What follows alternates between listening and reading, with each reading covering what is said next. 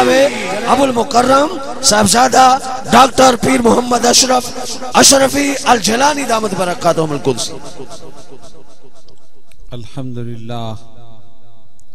الحمدللہ رب العالمین والصلاة والسلام على من كان نبيا وآدم بين الماء والطين وعلى آله وأصحابه أجمعين. أما بعد فأعوذ بالله من الشيطان الرجيم. بسم الله الرحمن الرحيم. وَلَقَدْ يَسَّرْنَا الْقُرْآنَ لِلذِّكْرِ فَهَلْ مِن مُدَّكِرٍ. صدق اللہ العظیم. بارگاہ رسالت میں درود پاک کا نذرانہ پیشی.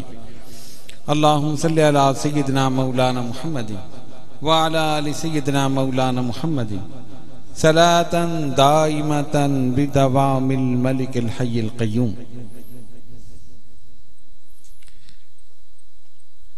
بڑے لطیف ہیں نازک سے گھر میں رہتے ہیں. بڑے لطیف ہیں نازک سے گھر میں رہتے ہیں. میرے حضور میری چشم تر میں رہتے ہیں.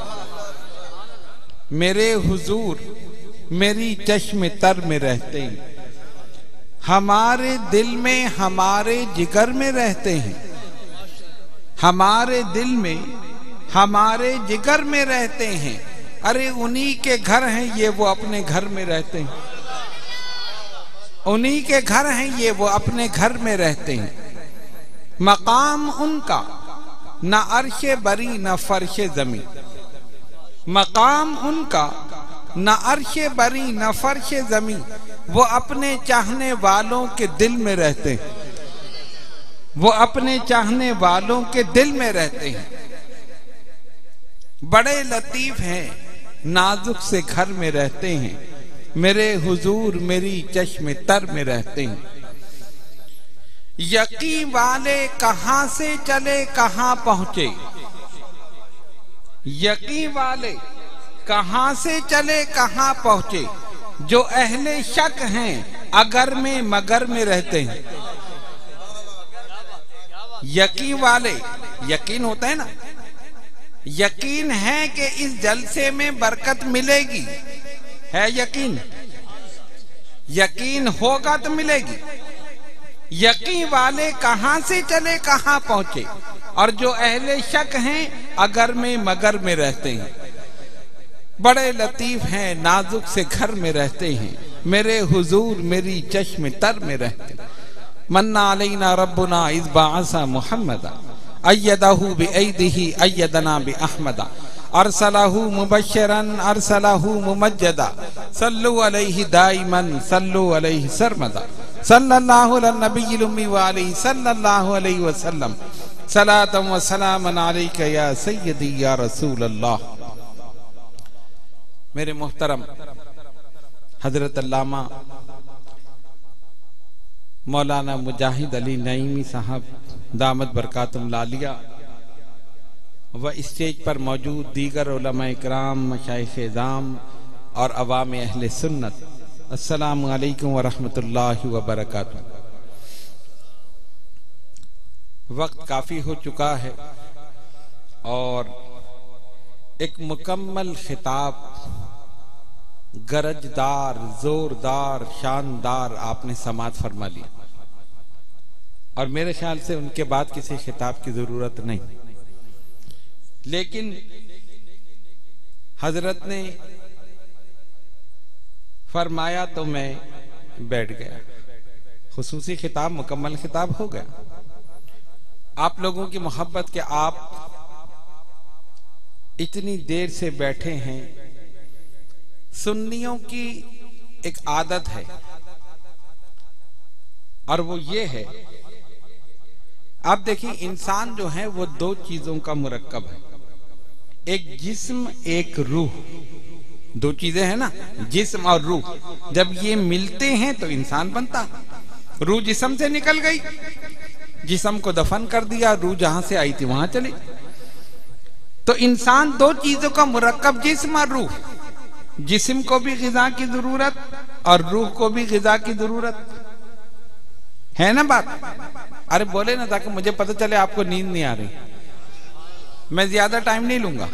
جب تک آپ کی دلچسپی قائم اس وقت تک تقریر، دلچسپی ختم تقریر ختم. جسم کو بھی غذا کی ضرورت اور روح کو بھی غذا کی ضرورت. اسی لیے اہل سنت جب بھی کوئی جلسہ کرتے ہیں دونوں غذاؤں کا اہتمام کرتے ہیں. ٹھیک ہے نا؟ آپ نے تقریر سنی، غذائے روحانی مل گئی. نعت رسول مقبول صلی اللہ علیہ وسلم سنی، غذائے روحانی مل گئی. تو پہلے غذائے روحانی اور اس کے بعد غذائے جسمانی، اور وہ بھی بریانی. دور ہو جائے سب کی پریشانی. ہو گئی نا پریشانی دور؟ ملے گی انشاءاللہ، لیکن آخر میں ابھی نہیں ملے گی. الحمدللہ یہ دونوں چیزیں موجود ہیں. ہمارے علامہ صاحب جو ہیں صرف نام کے مجاہد نہیں ہیں، کام کے بھی مجاہد.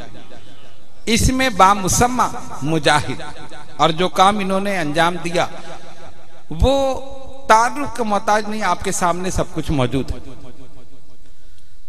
قرآن مجید فرقان حمید کی ایک آیت مبارکہ تلاوت کرنے کا شرف حاصل کیا. اللہ فرماتا ہے وَلَقَدْ يَسَّرْنَا الْقُرْآنَ لِلذِّكْرِ فَهَلْ مِن مُدَّكِرٍ.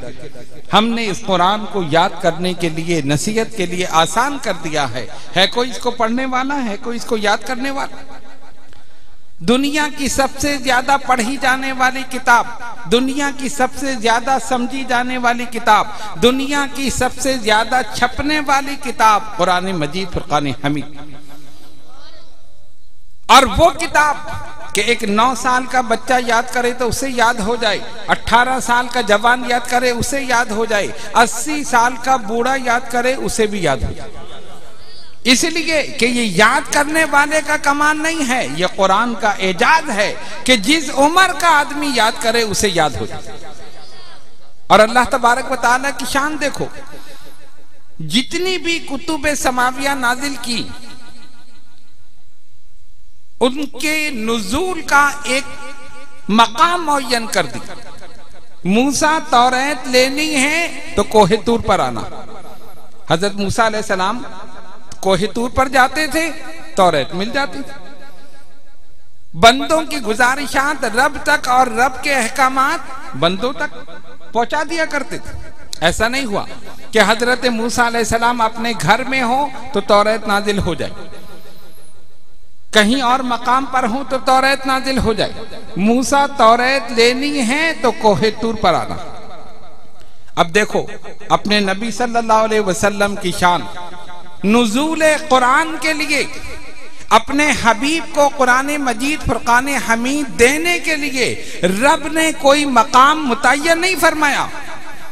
اے محبوب آپ کو قرآن لینا ہے تو بیت اللہ میں آنا ہے، آپ کو قرآن لینا ہے تو صفا و مروہ پہ آنا ہے، آپ کو قرآن لینا ہے تو بیت المقدس میں آنا ہے، آپ کو قرآن لینا ہے تو غار حرا میں آنا ہے. کوئی مقام متعین نہیں کیا. اے رسول آپ کو قرآن لینے کے لیے بیت اللہ میں جانے کی ضرورت نہیں، آپ کو قرآن لینے کے لیے بیت المقدس میں جانے کی ضرورت نہیں، آپ کو قرآن لینے کے لیے کسی بھی متعین مقام پر جانے کی ضرورت نہیں. اے رسول آپ جہاں ہوں گے ہم وہیں قرآن نازل کر دیں گے، جہاں ہوں گے وہیں قرآن نازل کر دیں گے. رسول مکے میں ہے قرآن نازل ہو رہا ہے، مدینے میں ہے قرآن نازل ہو رہا ہے، غار حرا میں قرآن نازل ہو رہا ہے، غار ثور میں قرآن نازل ہو رہا ہے، سفر میں ہے تو قرآن نازل ہو رہا ہے، حضر میں ہے تو قرآن نازل ہو رہا ہے، حجرہ عائشہ میں ہے وہاں قرآن نازل ہو رہا ہے. آپ کو جانے کی ضرورت نہیں. محبوب آپ جہاں جائیں گے جبریل آپ کے پیچھے جائیں گے. اور ایسا کلام کہ جس میں سب کچھ قرآن نے کہا وَلَا رَتْبٍ وَلَا يَعْبِسٍ إِلَّا فِي كِتَابٍ مُبِينٍ. ہر خشک اور تر، کوئی خشک و تر ایسا نہیں جو قرآن میں نہ ہو.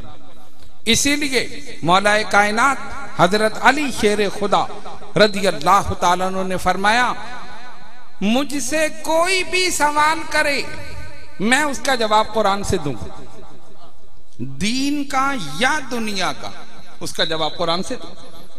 دعویٰ کر دی. باب مدینۃ العلم مولا کائنات حضرت علی. ایک یہودی آپ کے پاس آیا، اس یہودی کی داڑھی ایسی تھی کہ کہ تھوڑے سے بال تھے، پھر بیچ میں میدان صاف، پھر بال، پھر میدان صاف، ایسی اجڑی ہوئی داڑھی تھی. اور حضرت علی شیر خدا رضی اللہ تعالیٰ عنہ کی داڑھی بھری ہوئی، چہرہ مبارک نیچے کرتے تو سینہ بھر جاتا، خوبصورت داڑھی. آیا علی، آپ نے یہ دعویٰ کیا ہے کہ کوئی آپ سے سوال کرے آپ اس کا جواب قرآن سے دیں گے، اور سوال دین کا ہو یا دنیا کا؟ ہاں میں نے دعویٰ کیا.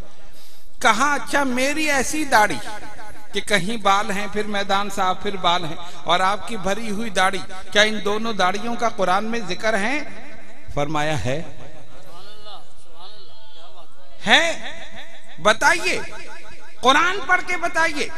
مولا کائنات حضرت علی شیر خدا رضی اللہ تعالیٰ عنہ نے فرمایا، اللہ فرماتا ہے وَالْبَلَدُ الطَّيِّبُ يَخْرُجُ نَبَاتُهُ بِإِذْنِ رَبِّهِ وَالَّذِي خَبُثَ لَا يَخْرُجُ إِلَّا نَكِدًا. اللہ فرماتا ہے جو زمین پاک ہوتی ہے، طیب ہوتی ہے، اپنے رب کے حکم سے خوب اگاتی. وَالَّذِي خَبُثَ، اور جو زمین خبیث ہوتی ہے، خراب ہوتی ہے، لا یخرج الا نکدا، نہیں اگاتی مگر تھوڑا تھوڑا. فرمایا وہ پاک زمین میرے رخسار ہیں جنہوں نے خوب اگایا ہے، اور خبیث زمین تیرے رخسار ہیں جنہوں نے نہیں اگایا مگر تھوڑا تھوڑا. جواب دے دیے نا قرآن سے. ایک اور مقام پہ فرمایا جو کچھ سورہ فاتحہ میں ہے، جو کچھ سارے قرآن میں ہے وہ سورہ فاتحہ میں ہے، جو کچھ سورہ فاتحہ میں ہے وہ بسم اللہ میں ہے، جو کچھ بسم اللہ میں ہے وہ اس کی با میں ہے. انا نقطہ تحت البا، میں اس با کا نقطہ ہوں، میں اس با کا نقطہ ہوں. علم دیکھو، مولا کائنات حضرت علی شیر خدا رضی اللہ تعالیٰ عنہ، نقطہ، با کے نیچے نقطہ ہوتا ہے نا، انا نقطہ تحت البا. اب آپ کہیں گے نقطہ تو اتنا سا ہوتا ہے، تو حضرت علی معاذ اللہ اتنے سے بس. اگر کوئی یہ سوال کرے تو اس سے کہو ایک نقشہ لے کر آؤ. نقشہ، میپ ہوتا ہے نا، نقشہ لے کر آئے. مثلا مجھ سے کسی نے سوال کیا، میں نے کہا نقشہ لے آؤ، وہ لے آیا. کہا بتاؤ اس میں کراچی کہاں ہے؟ تو اس میں ایک چھوٹا سا نقطہ لگا ہوا ڈاٹ، یہ کراچی، کروڑوں آبادی اسی میں. کہاں اسی میں؟ ہزاروں لاکھوں کار اسی میں. ہاں اسی میں. کروڑوں بیکار اسی میں. کہتے اسی میں. یہ تو اتنا سا نقطہ، یہ تو اتنا سا نقطہ. پورے نقشے میں آپ دیکھیں نا کراچی کوئی بہت بڑا شہر نہیں دکھا، ایک نقطہ لگا دیا لکھ دیا کراچی، دوسرا نقطہ لگا دیا لکھ دیا لاہور. نقطے میں، میپ میں تو اسی طرح ہوتا. غور کرو، ایک نقطہ، کروڑوں آبادی اس کے اندر، لاکھوں لوگ اس کے اندر، کروڑوں بلڈنگیں اس کے اندر. ارے دنیا دار جسے نقطہ بنا دے اس میں سب کچھ سما جائے، پروردگار جسے نقطہ بنا دے اس کے سینے میں کیا کیا سما جائے.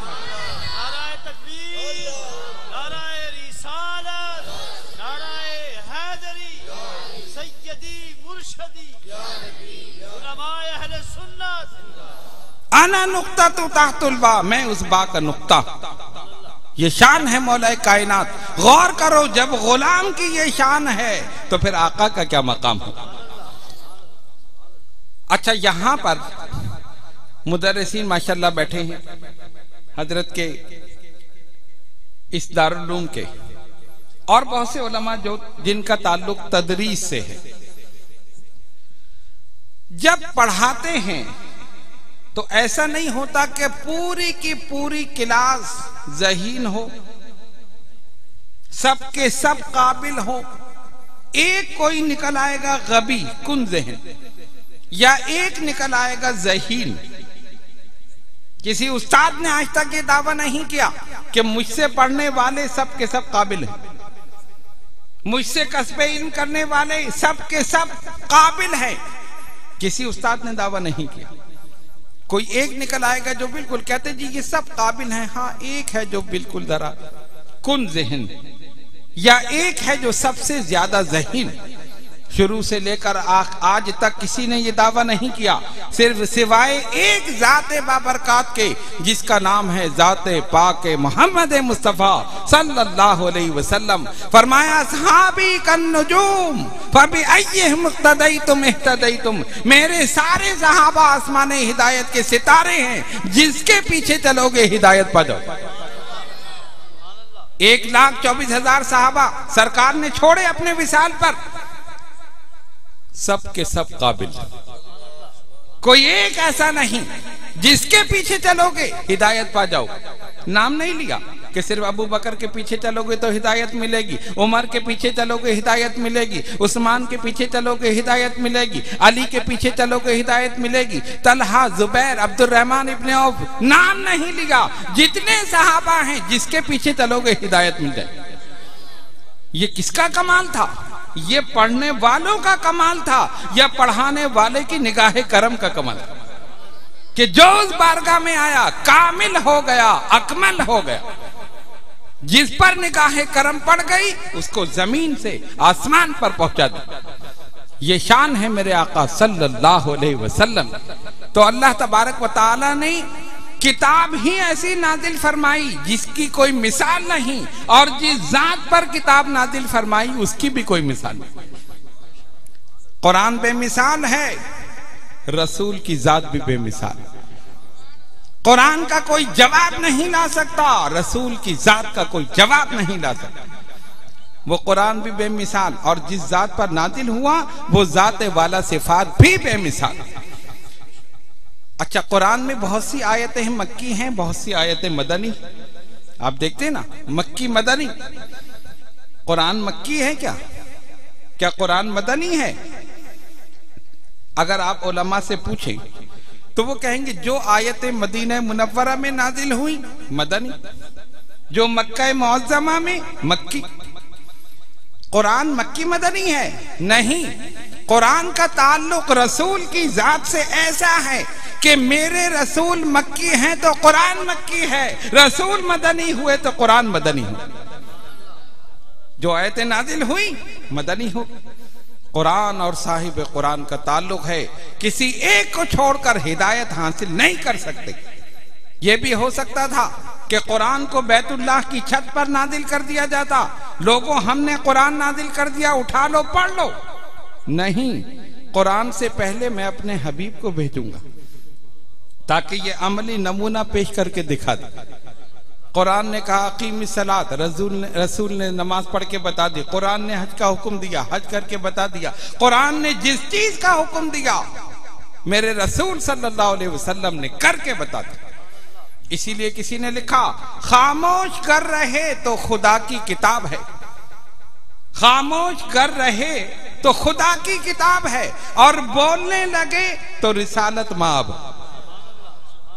ایک خاموش قرآن ہے، ایک بولتا قرآن ہے۔ اللہ نے دونوں کو تعلق لازم اور ملزوم، کسی ایک کو چھوڑ کر ہدایت حاصل نہیں کر سکتے۔ لیکن سوال یہ پیدا ہوتا ہے، قرآن نے کہا یضل بہ کثیرا ویہدی بہ کثیرا، بہت سے اس کو پڑھ کر گمراہ ہو جاتے ہیں اور بہت سے اس کو پڑھ کر ہدایت حاصل کر لیں۔ جو رسول کی محبت اپنے سینے میں رکھ کر اور رسول کی اطاعت اور فرما برداری کرتے ہوئے قرآن کو پڑھے گا یقیناً ہدایت ملے گی، اور جو بغض رسول کے ساتھ قرآن پڑھے گا کبھی ہدایت نہیں۔ اب آپ دیکھیں نا آیتیں، قرآن نے کہا ھدی للناس، لوگوں کے لیے ہدایت، اور ایک مقام پر فرمایا ھدی للمتقین، متقین کے لیے ہدایت۔ اب دو باتیں ہو گئی، ھدی للناس تو سمجھ میں آیا، لیکن ھدی للمتقین ہماری ناقص عقل میں نہیں آیا۔ کیوں؟ ھدی للناس کا مطلب یہ قرآن لوگوں کے لیے ہدایت ہے، یہ تو بات سمجھ میں آئی۔ مشرکین کے لیے ہدایت، کافرین کے لیے ہدایت، منافقین کے لیے ہدایت، سب کے لیے ہدایت، یہ بات سمجھ میں آ گئی۔ لیکن ھدی للمتقین، جنہوں نے تقوی اختیار کیا ان کے لیے ہدایت، جو تقوی کے اعلیٰ مقام پر پہنچ گئے ان کے لیے ہدایت۔ ارے ہدایت ملی تبھی تو تقوی اختیار کیا، ہدایت ملی تبھی تو متقی بنے۔ ہم نے علماء کی بارگاہ میں عرض کی، یہ ارشاد خداوندی بلا شبہ اپنی جگہ درست، قرآن کا ایک ایک حرف اپنی جگہ درست، لیکن ہدی للناس ہمارے سمجھ میں آ گیا کہ یہ سب لوگوں کے لیے ہدایت، لیکن ہدی للمتقین ہماری ناقص عقل میں نہیں آیا کہ یہ قرآن متقین کو کیسے ہدایت پہنچائے۔ ان کو ہدایت ملی تبھی تو متقی بنے۔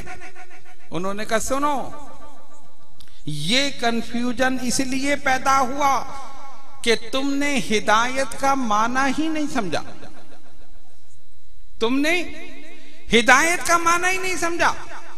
ہدایت کی دو قسمیں ہیں، دو، ایک ہے راستہ دکھا دینا اور ایک ہے منزل پر پہنچا دینا۔ ایک ہے راستہ دکھا دینا، اراءۃ الطریق علماء کی زبان میں، راستہ دکھا دینا، اور ایک ہے منزل پر پہنچا دینا۔ قرآن جب راستہ دکھانے پر آتا ہے، ابو جہل کو بھی دکھاتا ہے، ابو لہب کو بھی دکھاتا ہے، عتبہ کو بھی دکھاتا ہے، شیبہ کو بھی دکھاتا ہے، مشرکین، منافقین، کافرین، سب کو دکھاتا ہے، لیکن جب منزل پر پہنچانے کا وقت آتا ہے تو صدیق اکبر کو پہنچاتا ہے، فاروق اعظم کو پہنچاتا ہے، عثمان ذی النورین کو پہنچاتا ہے، علی خیبر شکن کو پہنچاتا ہے۔ یہ ہے ہدی للناس اور یہ ہے ہدی للمتقین۔ بات سمجھ میں آ گئی؟ تو یہ قرآن سب کو راستہ دکھا رہا ہے، لیکن منزل پر انہی کو پہنچا رہا ہے جن کے دل میں عشق رسول صلی اللہ علیہ وسلم۔ ایسی عظیم الشان کتاب اللہ نے ہمیں عطا کی۔ ایک آدمی مسلمان ہوا تو کسی نے پوچھا تیرے مسلمان ہونے کی وجہ کیا؟ اس نے کہا میں نے سب سے پہلے بائبل کو چھاپا اور اس میں کچھ تبدیلی کی، اس کے جو مضامین تھے نا آگے پیچھے کر دیے، کچھ چیزیں نکال دی، اور میں لے کر عیسائیوں کے پاس گیا، انہوں نے فوراً خرید لی، مجھے پیسے دے دیے، بہت اچھی چھاپی تم۔ پھر میں نے ہندوؤں کی کتاب چھاپی، اس کے مضامین آگے پیچھے کر دیے، کچھ چیزیں نکال دی، کچھ اپنی طرف سے ڈال دی، اور اس کو ویسے ہی چھاپ کر خوبصورت ہندوؤں کے پاس گیا، انہوں نے مجھے پیسے دے دیے، بہت اچھی چھاپی۔ اسی طرح سکھوں کے پاس، پھر آخر میں نے قرآن چھاپا، اس میں سے کچھ آیتیں نکال دی اور کچھ اپنی طرف سے آگے پیچھے کر دی، اور اس کا ایک نسخہ میں چھاپ کر ایک عام مسلمان کے پاس گیا، کسی عالم کے پاس نہیں، عام مسلمان کے پاس۔ اس نے سب سے پہلے قرآن لے کر مجھ سے قرآن لے کر دیکھا، اس کو پڑھا، کہا تو نے اس میں بدماشی کی، غلط ہے، یہ آیت ادھر نہیں ہے، یہ ادھر ہے، یہ سورت ادھر نہیں ہے، ادھر ہے۔ اسی وقت اس نے مجھے واپس کر دیا کہ اس کو صحیح کر دے ورنہ میں تجھے صحیح کر دوں گا۔ وہ کہنے لگا میں سمجھ گیا اس کتاب کی حفاظت خدا خود کر رہا، اس کی کتاب کی حفاظت اللہ رب العالمین خود فرما رہا ہے۔ ایک عام مسلمان بھی دیکھتا ہے، وہ سمجھ جاتا ہے کہ اس میں کیا تبدیلی۔ یہی وجہ ہے کہ ہم غلامان محمد مصطفیٰ صلی اللہ علیہ وسلم یہ دعویٰ کر سکتے ہیں کہ روز اول میں جس طرح یہ قرآن ہمارے آقا صلی اللہ علیہ وسلم پر نازل ہوا، آج بعینہ ہی اسی طرح ہمارے پاس موجود ہے۔ ایک زیر زبر کی غلطی نہیں، زیر زبر کی غلطی، اِنَّا نَحْنُ نَزَّلْنَا الذِّكْرَ وَإِنَّا لَهُ لَحَافِظُونَ، ہم نے اپنے ذکر کو نازل کیا اور ہم اس کی حفاظت کر رہے ہیں۔ لوگ اپنی کتابوں کی حفاظت الماری میں بند کر کے، تجوریوں میں بند کر کے کریں، خالق کائنات کو دیکھو، اپنے کلام کی حفاظت انسان کے سینے میں بند کر کے کریں کہ وہاں سے چوری کا ڈر ہو سکتا ہے، سینے سے چوری کا ڈر نہیں۔ ایک صاحب نے، یہ کاتب ہوتے ہیں نا، کاتب، ان کی عادت ہوتی ہے اپنی طرف سے کچھ نہ کچھ شامل کرتے ہیں۔ اب تو کاتبوں کا دور ہی ختم ہو گیا، اب کمپوزنگ شروع ہو گئی، کمپیوٹر پہ بیٹھتے کمپوزنگ کرتے ہیں، اس میں سے پرنٹ نکل آتا ہے۔ پہلے زمانے میں قلم لے کر لکھتے تھے، تو کاتب جو تھے وہ اپنی طرف سے کچھ نہ کچھ تبدیلی کرتے تھے، عادت ان کی۔ تو ایک کاتب صاحب تھے، ان کی بھی یہ عادت تھی، تو ایک صاحب نے کہا ایسا کرو اس کو قرآن لکھنے کے لیے دے دو، اس میں تبدیلی نہیں کر سکے گا۔ دے دیا، اس سے کہا دیکھو تمہاری عادت ہے ہر کتاب میں کوئی نہ کوئی تبدیلی کرتے ہو، اللہ کا کلام ہے، تبدیلی نہیں کرنا۔ نہیں جی نہیں، اس میں نہیں کروں گا، یہ کیا بات ہوئی، یہ تو اللہ کا کلام۔ خیر انہوں نے لکھا، لکھ کر لے آئے، کہا کوئی تبدیلی تو نہیں کی؟ نہیں۔ صحیح صحیح بتا دو، تمہاری عادت ہی ہے یہ، ہر چیز میں تم اپنی طرف سے کچھ کہنے۔ ہاں ایک کی ہے، استغفر اللہ، اس میں بھی کہ نہیں، میں نے دیکھا اس میں شیطان کا ذکر تھا، تو میں نے کہا اللہ کے کلام میں شیطان کا نام، پھر کیا کیا؟ کہنے میں نے شیطان کا نام ہٹا کے آپ کا نام لکھ دیا۔ ارے پھر میں نے آگے دیکھا ابلیس، میں نے کہا ابلیس بھی قرآن میں نہیں ہونا چاہیے، میں نے وہ ہٹا کے آپ کے والد صاحب کا نام لکھ دیا۔ تو یہ عادت ہے کاتب اپنی طرف سے لکھتے کچھ نہ کچھ۔ خیر بہرحال قرآن کی حفاظت خالق کائنات خود فرما رہا، اس لیے 1400 سال سے زائد عرصہ ہو چکا، الحمدللہ ہمارا قرآن محفوظ۔ ایک کتاب کو آپ پڑھ لیں یا کوئی واقعہ آپ سن لیں یا کتاب میں آپ پڑھ لیں، دوبارہ آپ کو دیا جائے، یعنی یہ تو میرا پڑھا ہوا ہے، ہوتا ہے نا، کوئی ڈائجسٹ ہو یا کوئی کتاب ہو، ایک دفعہ پڑھ لیں گے دوبارہ پڑھنے کو دل نہیں چاہے گا۔ کسی دوست نے دی، یار یہ میں نے پڑھ لی، مجھے نہیں سنا بات۔ اللہ کے کلام کی تاثیر دیکھو، بار بار پڑھو، بار بار مزہ آئے گا، بار بار پڑھو گے بار بار مزہ آئے گا، اور ہر دفعہ نیا مزہ آئے گا، نیا لطف آئے گا۔ رمضان کے علاوہ آپ حافظوں کو ڈھونڈیں، کس محلے میں کتنے حافظ ہیں، بڑی مشکل سے ملیں گے۔ رمضان میں، رمضان کے علاوہ حافظ نہیں ملتے، اور رمضان میں مسجدیں نہیں ملتی، کہاں سنائیں؟ سب بھری ہوئی، کوئی ہال میں سنا رہا ہے، کوئی گھر کی چھت پہ سنا رہا ہے، کوئی پارک میں سنا رہا ہے، ہر جگہ قرآن پڑھا جا رہا ہے، ہر جگہ رحمتیں برکتیں نازل ہو۔ یہ قرآن کی برکتیں ہیں۔ رمضان میں جو قرآن پڑھا جاتا ہے پورے سال ہم بیماریوں سے اور مصیبتوں سے محفوظ رہتے ہیں۔ سرکار نے فرمایا جس گھر میں سورہ بقرہ پڑھی جائے گی شیطان وہاں سے دور بھاگ جائے گا۔ ہم نے قرآن کو چھوڑ دیا، اسی لیے واویلا کر رہے ہیں، پریشان ہیں، یہ ہیں وہ ہیں۔ اگر ہر شخص فجر کے بعد کم سے کم ایک صفحہ قرآن کا پڑھ لے، آدھی سے زیادہ پریشانیاں دور ہو جائیں۔ آپ پڑھ کر دیکھیں، اور ایک صفحہ پڑھنے میں کوئی ٹائم نہیں لگتا، کوئی آدمی بہت آرام سے بھی اگر پڑھے گا تو 5 منٹ میں تو پڑھ ہی لے گا، بہت آرام سے، ٹھیک ہے نا؟ تو قرآن پڑھیں گے یا نہیں پڑھیں گے؟ صرف 3 آدمیوں نے ہاتھ اٹھایا، باقی نے نہیں اٹھایا، ارادہ ہی نہیں ہے۔ چلو الحمدللہ، ماشاءاللہ۔ حقیقت ہے کہ اگر ہم قرآن کو پڑھنا شروع کر دیں، میں ان تمام بچوں کے طلباء اور طالبات کے والدین کو مبارکباد پیش کرتا ہوں، قلبی مبارکباد، کہ جنہوں نے اپنے بچوں کو قرآن کی تعلیم کے زیور سے آراستہ کیا۔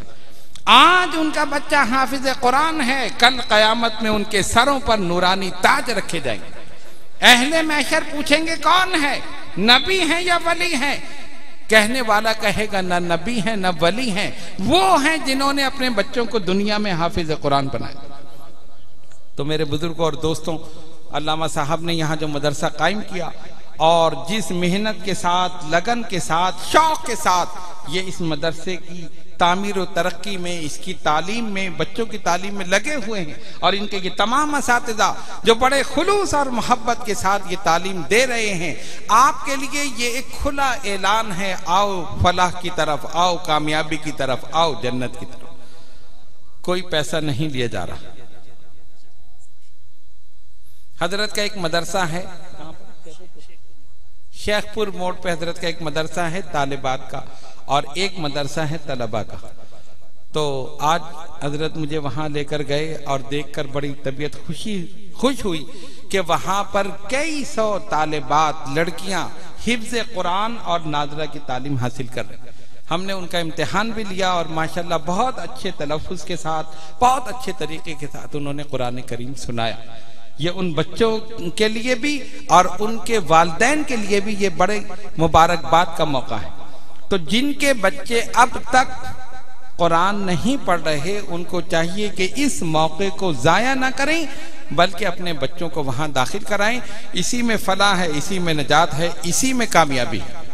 جو دین کا علم ہے، نبی پاک علیہ الصلوۃ والسلام کے زمانے میں ایک بھائی جو ہمیشہ سرکار کی خدمت میں رہتا تھا دین کا علم حاصل کرنے کے لیے، ہمیشہ، اور دوسرا جو تھا وہ کمانے کے لیے، گھر کو چلانے کے لیے محنت کرتا تھا، کوشش کرتا تھا۔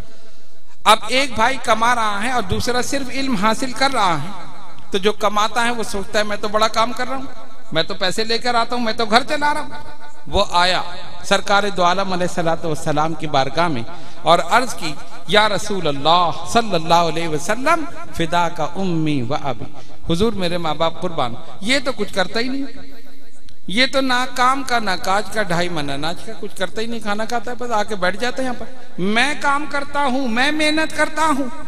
اب سنو اپنے آقا کا جواب، سرکار نے فرمایا فَلَعَلَّكَ تُرْزَقُ بِهِ، ہو سکتا ہے تجھے رزق اسی کی وجہ سے مل رہا، تجھے رزق اسی کی وجہ سے مل رہا ہو۔ کیا مطلب؟ اگر آپ نے اپنے ایک بچے کو دینی مدرسے میں داخل کرا دیا، اسی کی وجہ سے آپ کو رزق ملے، اسی کی وجہ سے اللہ رزق میں، گھر میں برکتیں نازل کرے گا۔ یہ ہے علم دین کی فضیلت۔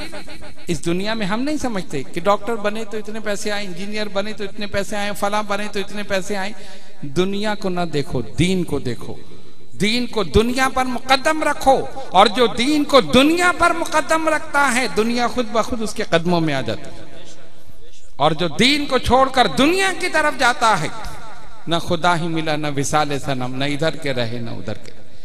تو اس لیے آج کی اس نشست کا، اس جلسے کا پیغام یہی ہے کہ جن لوگوں نے ابھی تک اپنے بچوں کو داخل نہیں کرایا، ان کو چاہیے کہ یہیں سے عہد کر کے اٹھے کہ انشاءاللہ کل ہم اپنے بچے کو بھیجیں گے۔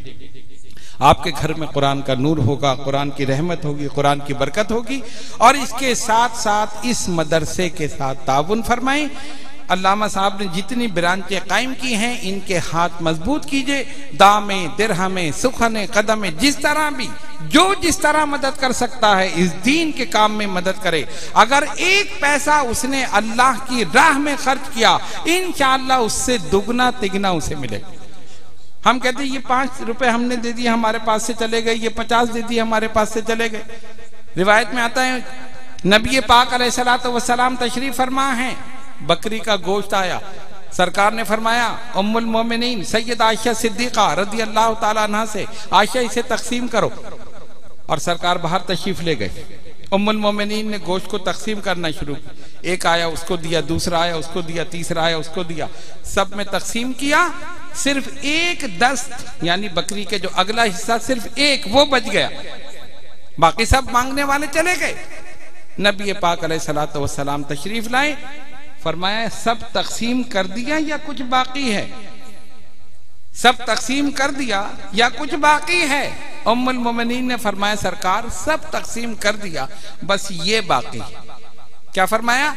سب تقسیم کر دیا، بس یہ باقی ہے۔ اب سنو اپنے آقا کا ارشاد، سرکار نے فرمایا نہیں عائشہ، جو تقسیم کر دیا وہ باقی ہے، جو باقی ہے یہ کچھ نہیں۔ جو تقسیم کر دیا وہ باقی ہے، یعنی جو کوئی تم نے اللہ کی راہ میں دے دیا وہی تو باقی ہے، قیامت میں وہی تو ملے گا، اور جو بچا کے رکھ لیا یہ باقی ہے نہیں، جو تقسیم کر دیا وہ باقی ہے، اور جو باقی ہے یہ ختم، جو ہم نے کھا لیا پی لیا ختم ہو گیا، اور جو اللہ کی راہ میں دے دیا سمجھ لو آپ کے لیے وہاں محفوظ ہو۔ اللہ تبارک و تعالی ہم سب کو قرآن مجید فرقان حمید کو پڑھنے، اس کو سمجھنے اور خصوصاً اس پر عمل کرنے کی توفیق عطا فرمائے۔ وآخر دعوانا ان الحمدللہ۔